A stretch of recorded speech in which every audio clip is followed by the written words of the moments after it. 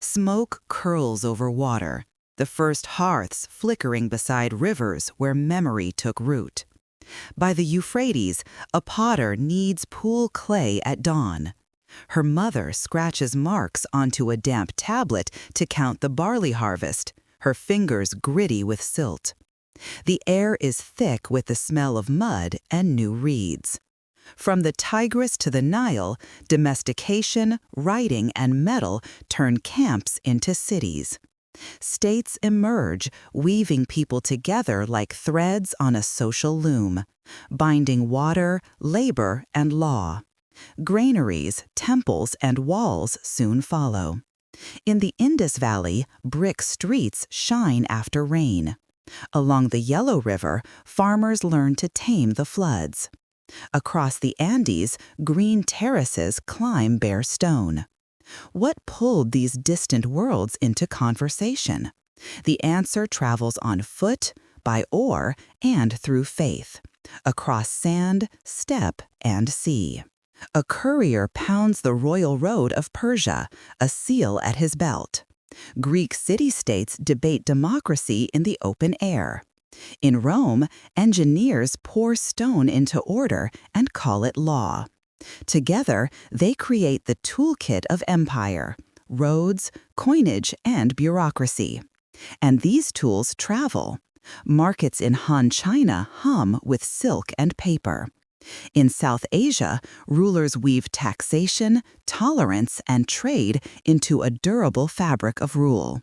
Monsoon winds and caravan trails connect continents. Along the Silk Road and across the Sahara, not just silk and spice change hands, but ideas, faiths, and unseen diseases. Great religions form communities through story and law, their consequences echoing in our own time.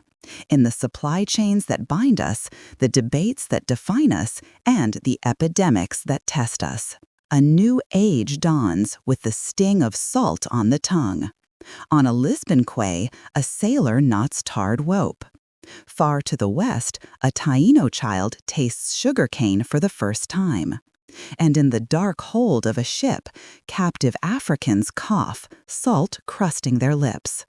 The oceans are no longer barriers, but highways in a new global market of life and death. The Columbian Exchange forever reshapes diets, landscapes, and the balance of power. New instruments and bolder questions spark a scientific age. An enlightenment of human rights inspires revolution. In Haiti, the enslaved seize their own liberty. But a new force is rising. Steam becomes a river of power, driving mills and mines. The potter's descendants now turn gears instead of clay, as towns and continents are pulled into the rhythm of shared machinery. The world shrinks. Nationalism and empire redraw borders. World wars redraw them again in blood. The atom is split, casting a long shadow of dread. A frozen rivalry divides the globe, yet new flags rise as old empires fall. Rights movements march. Democracies spread, but authoritarians adapt. Today, digital networks and genomic code rewire human connection itself. A global pandemic reminds us that we all share the same air. We face a world of breathtaking promise and unprecedented peril, from editing our own genes to the straining of our climate. These are not distant forces. They shape the choices we make in our homes, our communities, and our world. To understand this arc of history is to see our own path forward with clearer eyes.